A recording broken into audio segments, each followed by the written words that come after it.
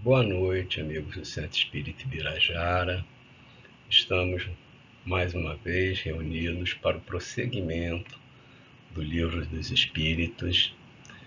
Nós estamos agora no capítulo 11, que é o Mundo Espírita ou dos Espíritos, e nós estamos iniciando a divisão dos três reinos. E hoje nós vamos abordar os minerais e as plantas, que são as questões 585 e 591. Para iniciar a nossa noite, eu vou fazer uma leitura de uma mensagem da irmã Joana de Ângeles, do livro Vida Feliz, psicografia de Divaldo Franco. Repete a lição equivocada sem qualquer mágoa. A aprendizagem dispõe de várias técnicas para fixar o conhecimento. A do erro e do acerto constitui a mais comum e normal. Na área dos acontecimentos morais, o processo ocorre da mesma forma. Erro de hoje, reparado mediante a repetição da experiência, aprendizagem fixada para sempre. Então vamos fazer uma prece de agradecimento a Deus pela possibilidade de estarmos reunidos nessa sexta-feira para o estudo do Livro dos Espíritos, agradecendo aos mentores da Casa de Birajara, agradecendo aos mentores individuais, a cada mentor, solicitando que a espiritualidade superior nos intua nessa noite para um melhor entendimento, para uma melhor aprendizagem dos ensinamentos que nos são dados pelos Espíritos.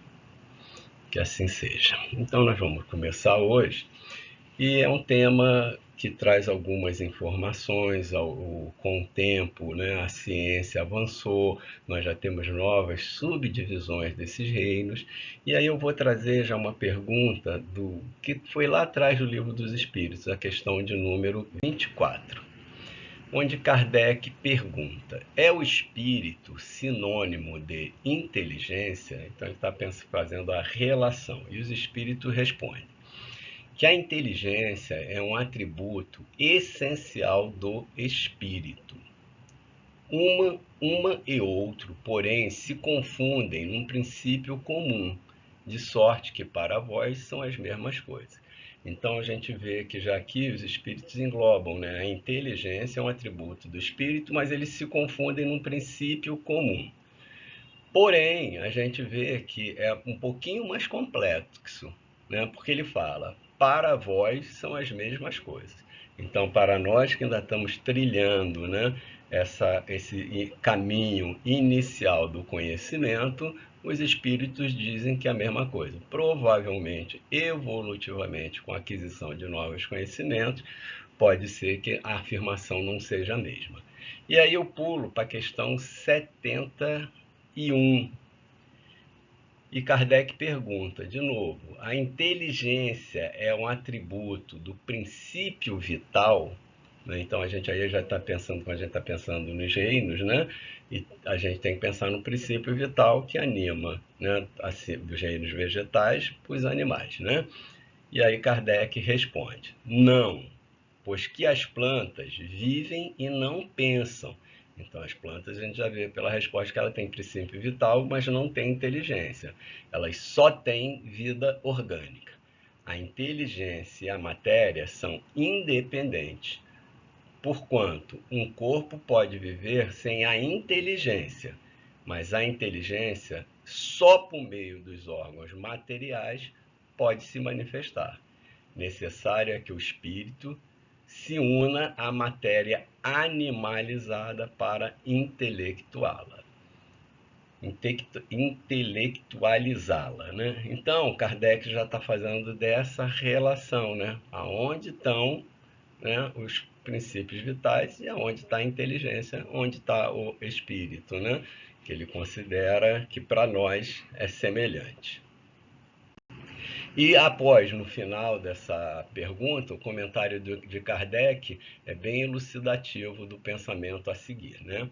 Pode-se distinguir-se assim, primeiro, os seres inanimados, constituídos só de matéria, sem vitalidade, sem inteligência. são os corpos brutos. Então, isso nas respostas a seguir, a gente vai ver que seriam os seres inorgânicos, né? Os corpos inorgânicos.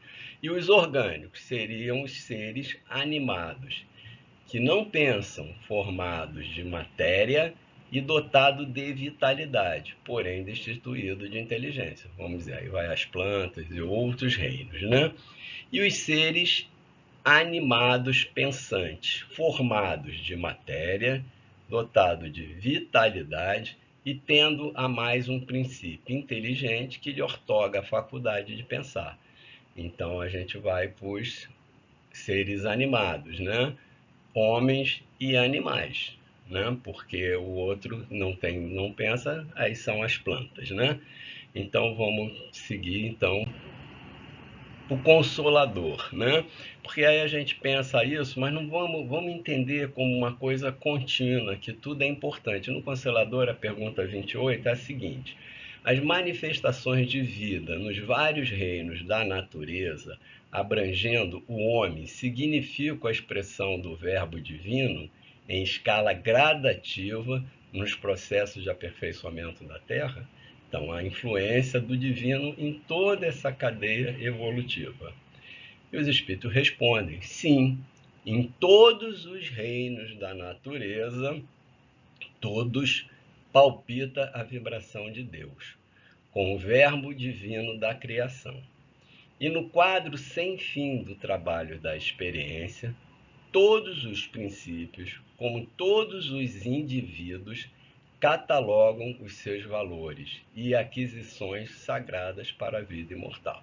Então a gente vê que existe, né, nessas respostas dos espíritos um contínuo, né, que a resposta que traz Emmanuel é um contínuo, né, desde a criação e a evolução infinita, né?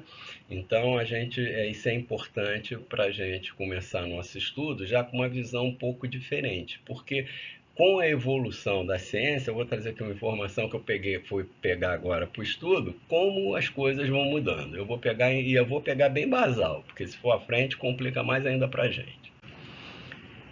Então, a primeira pergunta é a 585. Que pensais na divisão da natureza em três reinos, ou melhor, em duas classes, a dos seres orgânicos e dos seres inorgânicos? Segundo alguns, a espécie humana forma uma quarta classe. Qual destas divisões é preferível?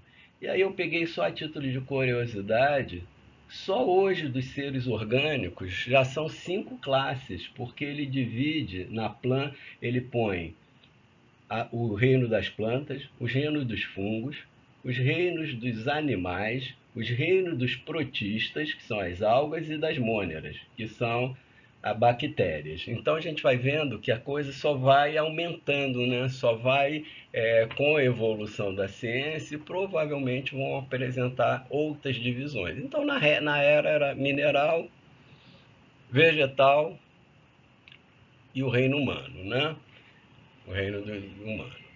O reino dos animais, melhor dizendo, né? E alguns dividem, como eu já falei lá na pergunta inicial, que podia ser os orgânicos e os inorgânicos. Só que aqui os espíritos já falam no sentido de uma quarta classe, afastando inclusive isso, né? Que o humano estaria uma subdivisão dos reinos animais.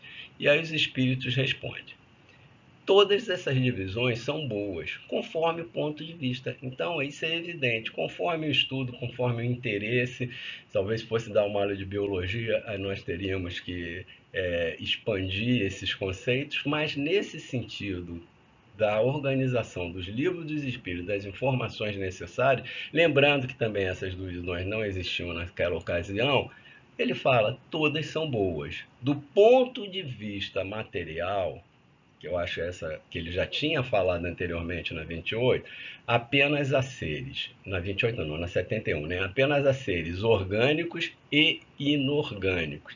Então ele já divide. Do ponto de vista moral, evidente há um quarto grau, porque esse ponto de vista moral, essa capacidade de criar de ideias, criar comportamentos, né, de pesquisa, desenvolver, de melhora da intelectualidade, do comportamento, isso está nos homens, né? Os animais ainda não têm essa capacidade. A gente vai ver que eles têm uma inteligência, mas ainda não têm essa capacidade de raciocínio plena. Então, os homens seriam uma quarta classe. E existe aí numa parte na seguinte, existe esse comentário. Esses 4 graus apresentam com efeito caracteres determinados, muito embora pareçam confundir-se nos limites extremos. Então, sempre se confunde nessa necessidade. O limite extremo existe, vamos dizer, uma névoa, né? Que a gente sempre, às vezes, em outras coisas, fala o elo perdido, né? E a gente está procurando, talvez, esse elo perdido no mundo material, quando provavelmente esse elo perdido está no mundo espiritual. Então, só lá que a gente sempre vai ter dificuldade quando a gente vê em termos de materialidade. A matéria inerte que constitui o reino mineral só tem em si a força mecânica, a força, né, de agregação. As plantas, ainda que compostas de matéria inerte, né, que são semelhantes a matérias, né, que formam todos esses reinos, são dotadas de vitalidade. Então, as plantas têm o princípio vital. O animal são compostos das matérias inertes, igualmente dotados de vitalidade, do princípio vital, possui, além disso, uma espécie de inteligência instintiva, limitada, a consciência de sua existência e da sua individualidade, mas não consegue, né, ter uma evolução de pensamento mais complexa. Mas a gente vai vendo também que isso vai, a gente fala, né, as pessoas que têm animais falam, parece que a gente, né, tem um raciocínio, né, tem entendimento. Então até isso a gente vê essa mudança, né? Então, o homem tem tudo o que há nas plantas e nos animais, mas domina todas as outras classes por sua inteligência especial. Isso não quer dizer que nós exerçamos essa inteligência especial de forma adequada. Às vezes a gente usa de forma inadequada em prejuízo dos outros reinos, né? A gente vê hoje desmatamento, né? Destruição dos locais, né? Exploração da terra de forma inadequada e em vez de ajudar de construir, nós estamos deteriorando os outros reinos, né? Que lhe dá a consciência do seu futuro, a percepção das coisas extras materiais e o conhecimento de Deus. Então, que a gente, né, que não há nos outros reinos, né? Mas cada vez mais existe esse aprimoramento e o que ele fala ali, nos limites se confundem, né? E aí eu peguei, é um termo, às vezes a gente vê muito essas frases que é dita de Leon Denis, mas que não é semelhante ao que a maioria das vezes popularmente se diz, né? E aí eu peguei o que o Leon Denis descreve de uma forma bem, né, como sempre dele, filosófica, né? Uma forma bem clara, muito bonita de escrever, no problema do ser, do destino e da dor. O que ele diz, né? Que nós estamos submetidos a uma lei natural, que é a lei do progresso, né? Então, a lei do progresso não se aplica somente ao homem, ela é universal. Então, tudo está submetido a essa lei. Em todos os reinos da natureza, uma evolução que foi reconhecida pelos pensadores de todos os tempos. Desde a célula verde, desde o embrião errante, boiando à flor das águas, a cadeia das espécies tem se desenrolado através de seres variadas até nós. Cada elo dessa cadeia representa uma forma de existência que conduz a uma forma superior, a um organismo mais rico, mais bem adaptado às necessidades, às manifestações crescentes da vida. Então a gente vai vendo um aprimoramento das espécies, né? E de todas as espécies, né? Mas na escala da evolução, o pensamento, a consciência e a liberdade só aparecem passados muitos graus dessa evolução.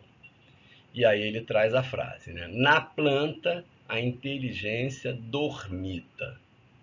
No animal, ela sonha. Só no homem acorda. Conhece-se, possui-se e torna-se consciente. A partir daí, o progresso, de alguma sorte fatal nas formas inferiores da natureza, só se pode realizar pelo acordo da vontade humana com as leis eternas. Então, na realidade, a gente vê que as leis eternas continuam sendo exercidas. Para algumas, para as mais iniciais, é uma forma fatal, um progresso que pode ser desejado ou não. O homem já depende da sua vontade, mas sempre submetido às leis da natureza, às leis eternas do Pai. Então é bem interessante, é muito bonito como o Leon Denis se expressa esse termo. Então vamos progredir as questões. Então Kardec pergunta: tem as plantas consciências que existem? Não, pois não pensam, só têm vida orgânica. Então isso eu acho que conforme a gente foi vendo os textos que eu consegui pegar, a gente vai vendo que está completamente em ordem. Não, não pensam, né? Não tem inteligência ainda. Elas têm vida orgânica. Experimentam sensações, sofrem quando as mutilam, recebem impressões fixas que atuam sobre a matéria, mas não têm percepções, conseguinte, não têm a sensação de dor. Então, isso é bem interessante, mas a gente sempre escuta falar, né, das pessoas que estão mão boas para a planta. Né? Na minha vida pessoal, o meu avô era jardineiro de uma escola aqui do Rio de Janeiro, o Colégio Santos Anjos, que é na Tijuca, na Muda, né? Ele foi jardineiro lá a vida inteira. Então ele tinha uma capacidade de lidar com as plantas, um sentimento que ele tinha de amor por ela, que era especial. Então ele era aquela pessoa que tinha mão boa para as plantas, né? E a gente sabe que em alguns momentos, para o florescimento, né, adequado das plantas, precisa haver a poda, né? A poda é um mecanismo, né, para elas florescerem. Então a gente talvez essa impressão física de uma poda que seja carregada de algum outro sentimento traga uma percepção diferente. A gente ainda não consegue entender o que eu falei. O elo perdido não está aqui, está lá. Então a gente não tem essa capacidade. Mas provavelmente uma poda em que há o sentimento de amor para um florescimento maior, talvez transmita outros sentimentos. Por isso que a planta, né, se apresenta de forma diferente. Após a aposentadoria do meu avô, ele foi para uma cidade no interior de Minas e ele tinha rosas maravilhosas que cresciam lindas no jardim dele. Era o único local da cidade, né, do distrito, que tinha aquelas rosas, até porque era uma região onde o ambiente para o crescimento daquele tipo de planta não era adequado, mas as deles sempre floresciam, eram bonitas. Por quê? Porque ele tinha o carinho, o amor muito grande e provavelmente fazia todos os necessários para aquelas rosas ficarem bonitas, que incluía a poda para o crescimento, para o florescimento.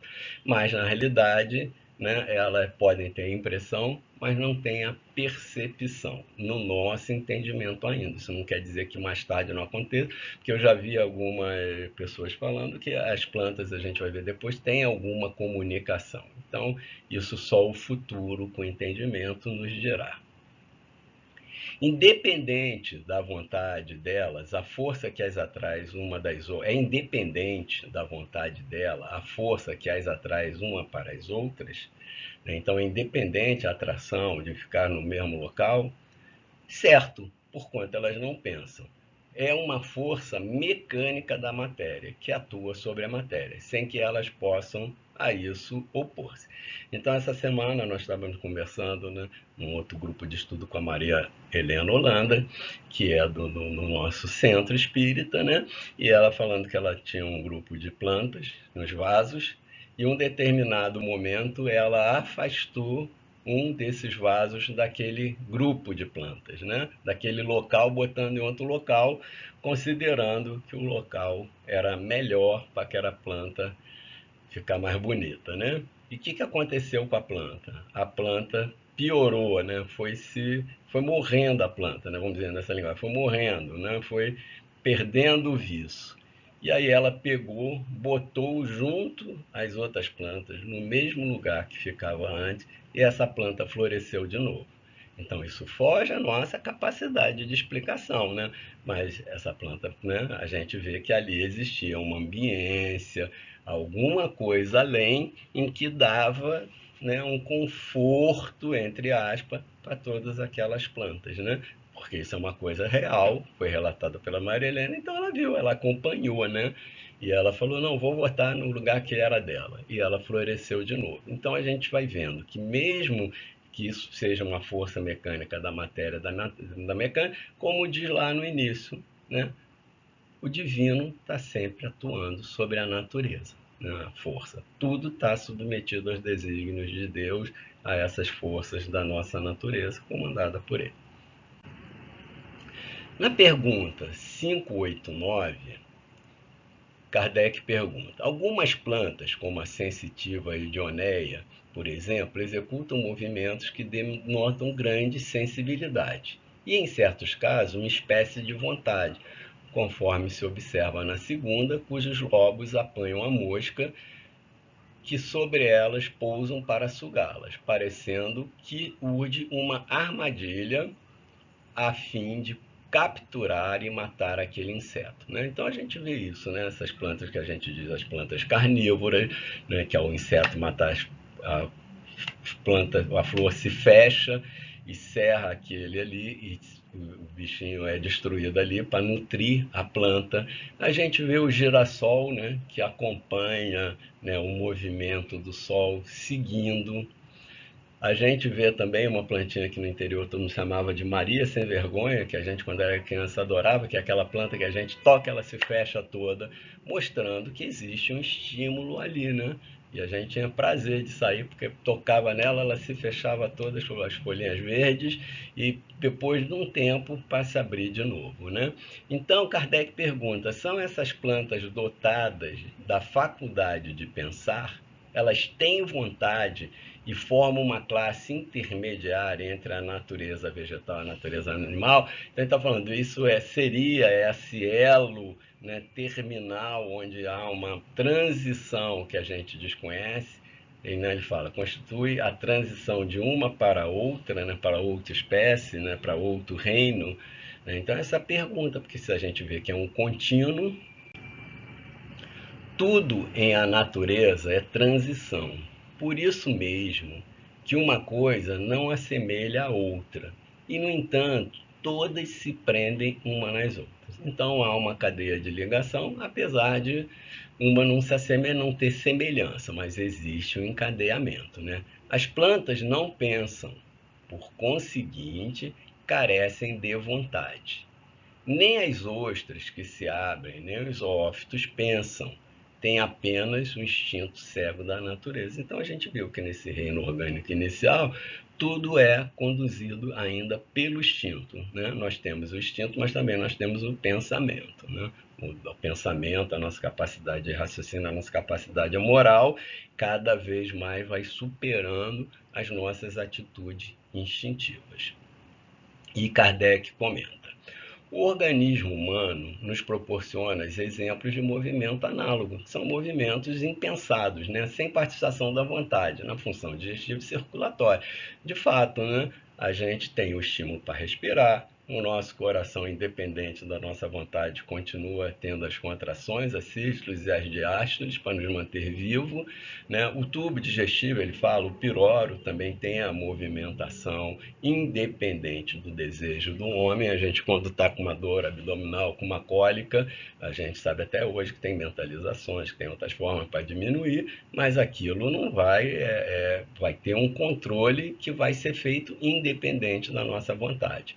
O mesmo provavelmente se dá na sensitiva, cujo movimento de nenhum modo implica na percepção e ainda menos na vontade.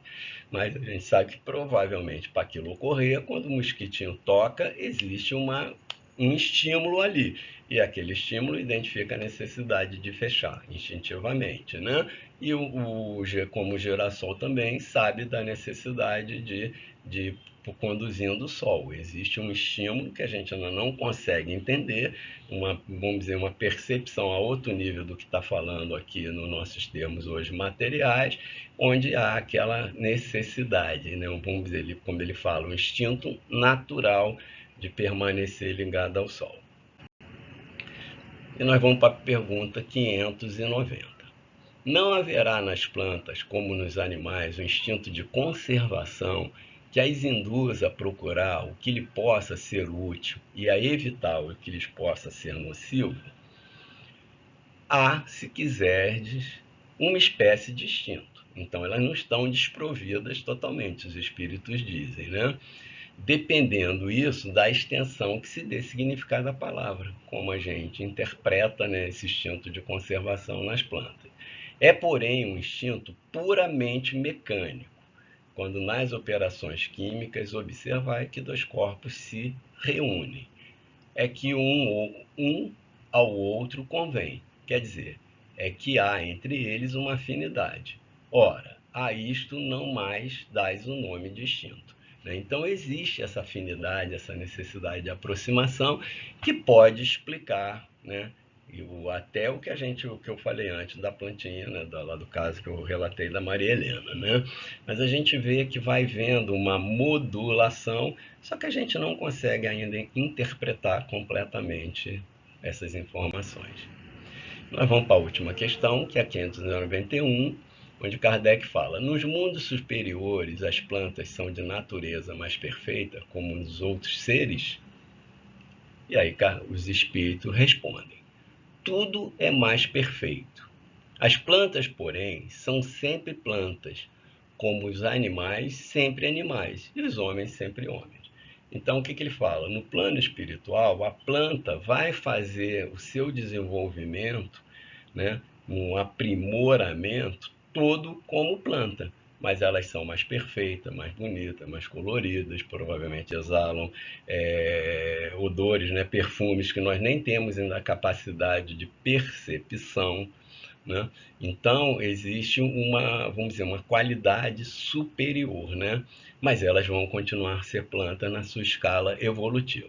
Os animais também vão ser sempre animais. Então a gente vê nos livros também, nas obras subsidiárias, no livro do André Luiz, a descrição da presença de animais, de cachorro, né? No livro de Ivone Pereira da Amaral, também de Ivone, né? Também